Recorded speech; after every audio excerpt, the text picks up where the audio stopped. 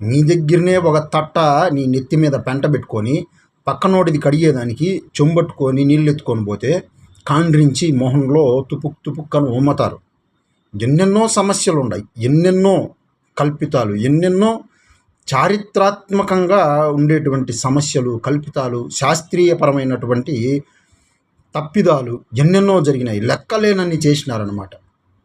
దేవీ దేవతల గురించి, వాళ్ళ పట్ల, వాళ్ళ గాథల పట్ల ఈ ఇతిహాసాల్లో కానీ, పురాణాల్లో కానీ, రామాయణ మహాభారతాల్లో ఇట్లాంటి వాటిల్లో చేర్చినారు. ఎవరు చేర్చినారు వీటిని అనేసి అంటే వేరే ఎవరు చేరుస్తారు?